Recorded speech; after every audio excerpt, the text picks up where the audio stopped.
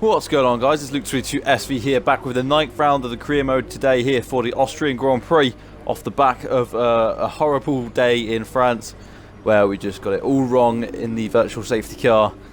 Points were possible that day and they got washed away. A few upgrades though coming into Austria. Again, a little bit of a distance between my last video. Still not really in the YouTube feel of things at the moment. Just not really a good time at the moment really for me, but I'm still trying to get uploads done, and hopefully eventually down the line I will be becoming more regular with my uploads again. Just at the moment struggling with the motivation and things like that. But today then we're here for Austria, heading into qualifying for the Austrian Grand Prix. Well, we've had a good upturn in results recently, but of course after 8 races you get this contract thing.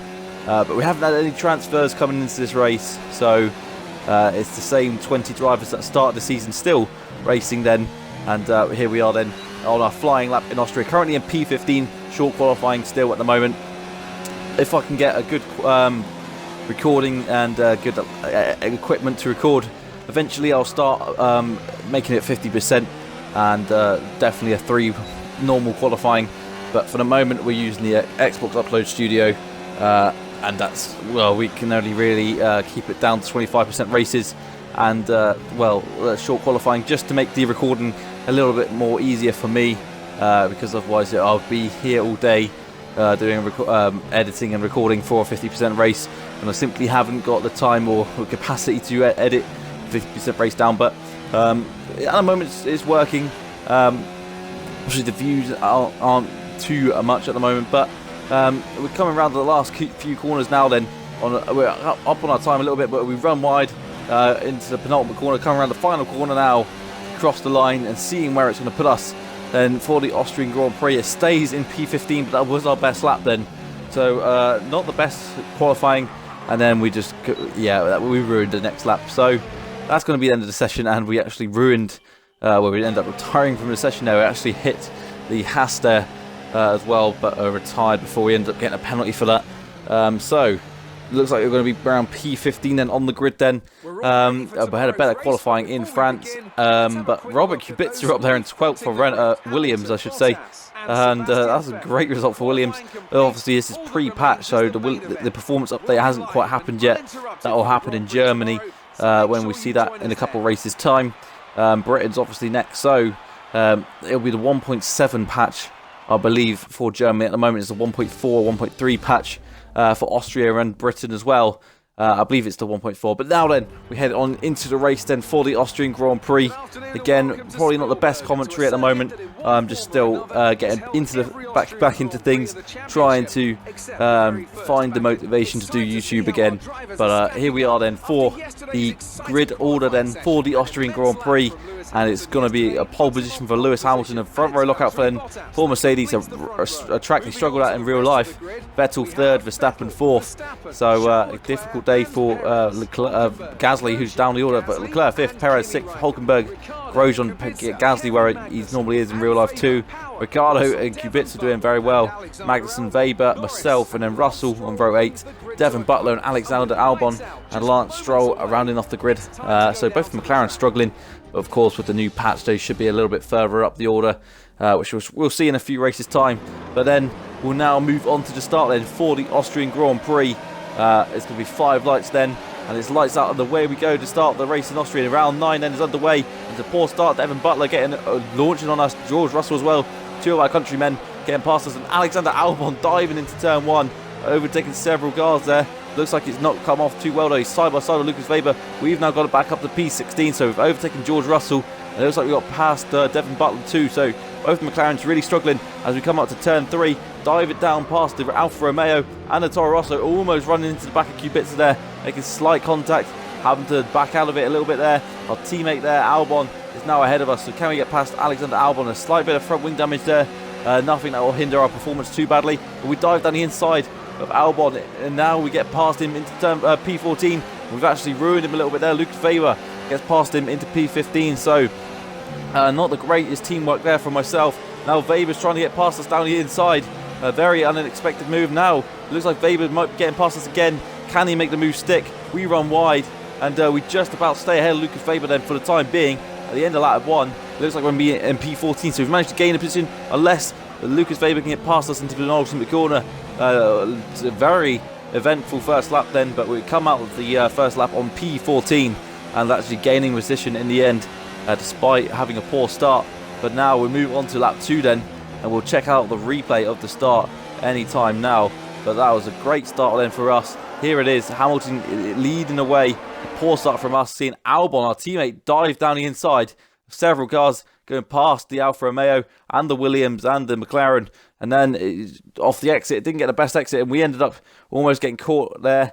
Albon just defending from us on the inside, trying to get past Lucas Weber up into turn 3. So you can see we end up making a dive bomb this time. Both the Alfa Romeos really, both the Toro Rossos really fighting for it in the early stages of this race. And then you can see just in front of us now is Alexander Albon and Robert Kubica, well up the order for Williams. That shouldn't be that high, so hopefully we can get past him anytime soon.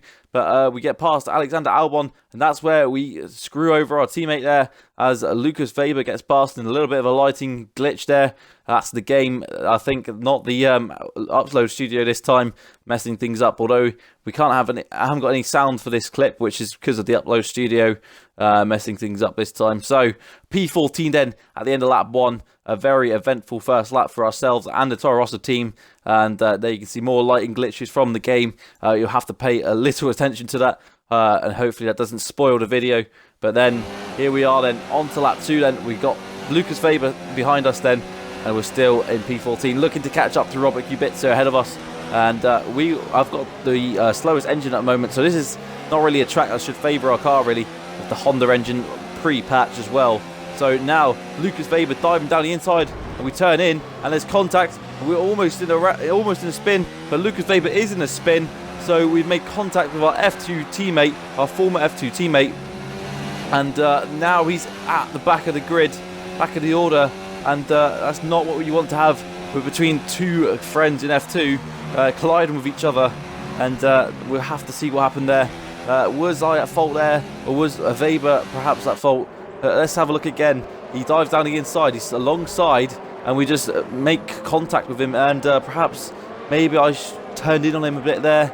We'll have to see again from the replay from him whether one of us was at fault. So he dives down the inside. Is he alongside us? Ooh, yeah, I think maybe I turned in on him a bit there. Again, the lighting issues. Perhaps that was my fault.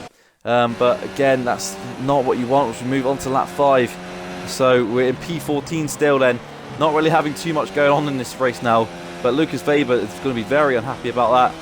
And now he's going to be at the back of the order, having to try and fight his way back up the order. And again, that's just not what we're doing. We're not really making a good impression at the moment in our first season in Formula 1. And Toro Rosso aren't going to be too keen on keeping us, I don't think, at the moment, although we have scored the only points from a Toro Rosso car so far this season. So it could be interesting then. We'll see how it goes towards the next contract negotiation, whether Toro Rosso feel like keeping hold of us. But here we can see the engineers coming up with a strategy call, and we decided to keep that strategy. We didn't want to change the strategy. We think that we're going to come in at the same time, but Kubica in front of us has actually got ahead of Kevin Magnussen. So Kubica having a very solid race at the moment, actually ahead of the Haas of Kevin Magnussen. So he's probably getting a nosebleed. He's so high up the order that we're not really enjoying our first stint on these soft tyres. They're just not really performing as we would hope, and perhaps it might be a good time to come into the pits. There's not really anything happening to us at the moment. We're quite a bit ahead of Lance Stroll, and we're a little bit behind Kevin Magnussen at the moment. So we're sort of in no man's land. Perhaps this is a perfect time to make a strategy call and decide where we can end up in a few laps' time after everyone's made their pit stops. Maybe it's a good time to make an undercut attempt on Kevin Magnussen, or maybe we should stay out, because when all the cars come in at the same time on 25% races, it's normally between a few laps, so a lot of cars come in at the similar sort of time, so that's when you can get traffic in the pit lane, and that's when we can make either an overcut attempt or an undercut attempt by just coming in to the pits when there's less traffic in the pits, and everyone else is queuing up and getting each other's way, which can actually really help a lot. But we're yet to decide. We normally have Robert Kubica holding us up in the pit lane, as we've seen in several races so far this season. Because the Williams team is in front of us in the pit lane, and every time we come out, we want to come out of the pits, the Williams of Robert Kubica just decides to come past us, and we just gets in the way every time. But now we're on lap 7, and we're still behind Robert Kubica, still in no man's land. But there's yellow flags ahead of us, and someone must be out of the race then, or it's a slow car. There's a car that's turned off, and it's Romain Grosjean, who can't buy any luck at the moment, who's out of the race then for Haas. He was doing very well up in there in the points, I believe. So Romain Grosjean out of the race. That moves us up a position. We're up into P13 now, 3 places off the points. So points could be on the cards today if we can keep the guys ahead. But now then, we move on to lap 8. We're going to be boxing this lap then to come on to the medium tyres. Hopefully this can move us up the order. Hopefully we can have a better stint on these medium tyres, because these soft tyres have not been going too well for us. We see Kubica ahead of us then in the pits, and everyone is coming into the pits this lap. Most of the top runners on the soft tyres. I think almost everyone started on the soft tyres actually. So here we are then, all those pit stop. Can we get a good pit stop, and can we get away? Well, it's a fairly decent pit stop, 2.6 seconds. So we come out the pits then in P19 and last place of the current running drivers. Lando Norris is ahead of us, so the McLaren's really having a poor race today. Almost a pit stop ahead of the McLaren's in this Toro Rosso. So we'll have to see why they're so far off the pace. Perhaps it's to do with their engine or aero just not really liking this track. Of course, this is pre-patched as well, so the McLarens aren't too good really around any track, to be honest. And it's quite cool, because it's like when we come to Germany and the post-patch, it'd be like a load of cars have had upgrades and whatnot, and the order will be slightly different. So that'll be quite interesting to see how that pans out with the pre-patch current constructors standings. And then maybe over time these constructor standings will change a lot. But here we are then, we're on our medium tyres, and we're hoping to get a good undercut then on the cars ahead. And we see there's a huge cluster of cars ahead of us then. Both the McLarens, it looks like, as Devon Butler now looks like he's coming into the pits, as does Lando Norris. But Lando Norris gets held up there by the cars coming into the pits, as it's George Russell, and we get past him easily. And now Lucas Weber is ahead of us, and we collided with Lucas Weber earlier in this race, and hopefully we don't collide with him again as we look to make the move on him into turn 1, and we turn in, and again we've made contact with Lucas Weber, and Weber is round again. We've made 2 collisions with Lucas Weber again. Weber is out of the race now, so he's had a horrible accident there. Again, our second collision with Lucas Weber. Oh dear, that's not gonna go down well at all. Here's the replay of what happened. We're going to the outside to make the move on Weber. Who's at fault this time? Is it myself, or is it Weber, or is it a racing incident? We turn in, and Weber spun round and ends up getting hit by the McLaren of Lando Norris. So not out due to our collision, but out to getting hit by Lando Norris. So is it his fault, or is it my fault again? So we go into turn 1. I don't know. I think, to be honest, he should have given that position up, but he was on the older tyres. I don't know really why he fought for that one. We looked like we were actually ahead of him, and then he just decided to dive down the inside. But maybe we should have given him more room, and Lando Norris perhaps should have used his eyes a bit better there, because he didn't really... Well, he could have had plenty of time to get out of the gas there and go around the Alfa Romeo, but decided not to in the end. So again, not going to help our relationship at all between myself and Weber. So now we've got Devon Butler, who we don't really like too well. Now we've got Weber, myself and him are going to have a massive falling out, I guess, after this race. But we're up into P14 then on lap 11. We've got Kimi Raikkonen ahead of us, and now we're looking to close in on him, because Raikkonen's had such a poor season so far. A bit unlucky here and there. He was retired, engine problems in France when he was on course for a good haul of points. But now we're looking to close up on Kimi Raikkonen. In fact, Weber's, I think, is Alfa Romeo's only point scorer so far, although I could be wrong. But here we are then, we're closing in on Kimi Raikkonen. We're setting some good sectors here, personal best. So it's actually looking quite good for us at the moment in terms of pace. Our teammates now into the pits, so we should be moving up the order nicely. I don't know what word I was going to use there, but we're up into P13 again, where we were before the pit stops.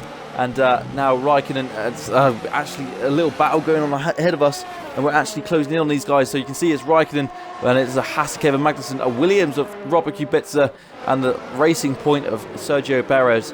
And we're closing on these guys. So on the exit, we're actually closing a lot over the last few corners. They're all clumped together. Now we can make a move here on Kimi Raikkonen, perhaps on the outside into turn 4. Are we going to make the move on the outside? We dive down the outside of Kimi Raikkonen. Can we make it stick on the outside? This would be a great move up into P12. And indeed, it looks like we can, although Raikkonen gets a better exit on the outside. Are we going to collide with both the Alfa Romeos in this race? This time we have a clean battle with an Alfa Romeo, and we're up into P12.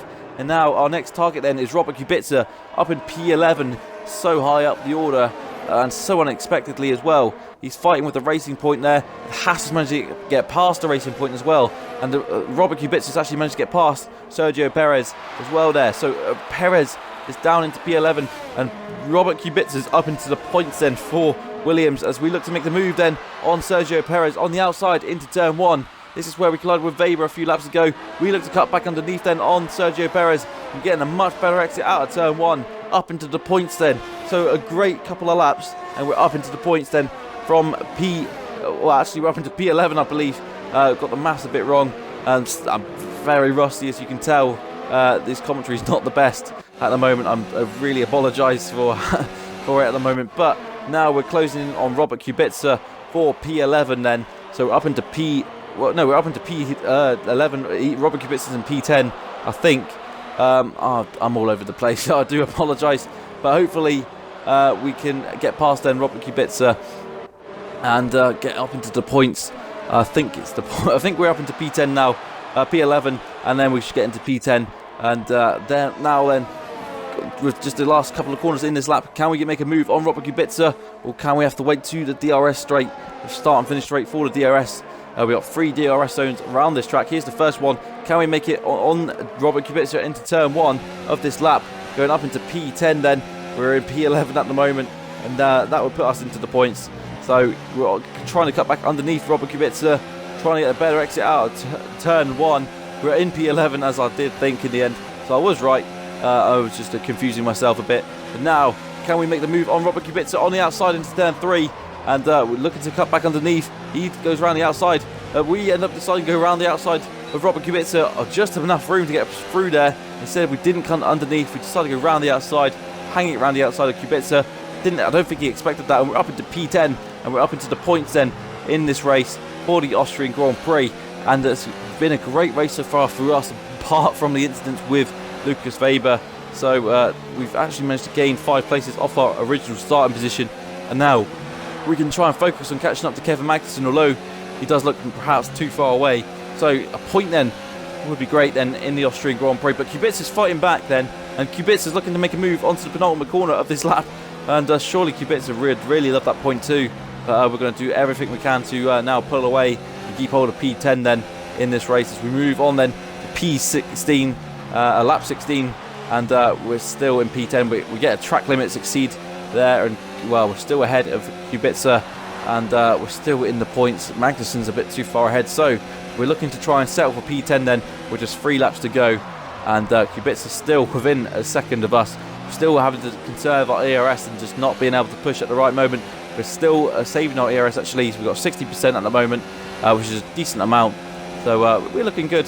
Hopefully we can burn all that ERS and fuel in the last couple of laps. But now Raikkonen's got up into P11, so now we might have a bit of a threat for our final point in this race. So we've got to watch out for Kimi Raikkonen, and hopefully we can keep hold of this point, which would be a vital point for ourselves to actually make up for the carnage we've caused in this race with Lucas Weber. And it would really annoy the Alfa Romeo team if we actually managed to stop the other remaining Alfa Romeo from getting a point, considering we just sabotaged Lucas Weber's race pretty much. But coming around the final corner to start the penultimate lap then of this race, we've got Kimi Raikkonen closing in on us, and now we're going to turn up the ERS. But have we left it too late? Raikkonen's looking to make a move down the inside into turn 1, gets past us, but we're going to come back underneath, and hopefully we can get a bit of DRS as well. In fact, Raikkonen's got DRS still, so he's managed to stay behind us before the detection. But we get a slipstream and a better exit out of turn 1. Up into turn 3 then we go. We're ahead of Kimi Raikkonen, and he's on the outside. but we force him out wide and stay in P10 then for the time being. So with 1.5 laps to go, can we keep hold of P10? Now it looks like Raikkonen's having to fight off Kubica again, so Kubica can still get this point here. Kubica's, well, he was into 11th then. Raikkonen's saying, no, you cannot come through there, mate. You're staying in P12, I'm staying in P11, and I'm staying in P10 in my Toro Rosso at the moment. But Raikkonen, you can see that proximity arrow closing in again, and it looks like he's going to be within striking distance again, going on to the last lap potentially, unless we can get a good distance between ourselves going on to the last lap. We should avoid DRS 3 times, hopefully, if we can get a second on Raikkonen, but it doesn't look like it's going to be that case. It looks like Raikkonen's going to be in hot pursuit of us on the last lap of the race then, or is he? It's actually looking like we can get a good gap from him then as we go on to the last lap. And now we move on then, with just 1 lap to go. Can we seal a point here in Austria using that hot lap PRS mode to just give us as much straight line speed as possible in these last few straights, last few overtaking opportunities for Kimi Raikkonen. He's almost a second behind us now, so he's not really within striking distance anymore. And now we can focus on just getting it to the checkered flag. And now it looks like we've actually managed to look after ourselves and keep P10. It looks too far ahead then, as Hamilton has a lights the flag win from pole position to race win in Austria. Then Hamilton winning the race. So great result for Hamilton, and we're looking to hopefully get in the points as well. This would be great then for us, and we're so far behind Magnussen, we weren't going to catch him up then in the end. A shame that Magnussen couldn't get held up for longer, but we come around the penultimate corner then to end this race, and now just 2 corners left to go, and now it's the final corner of the race, and we're going to cross the line, and it's going to be a solitary point for us then, and that's going to be a good result then from P15 on the grid into the points, and a good result then for us.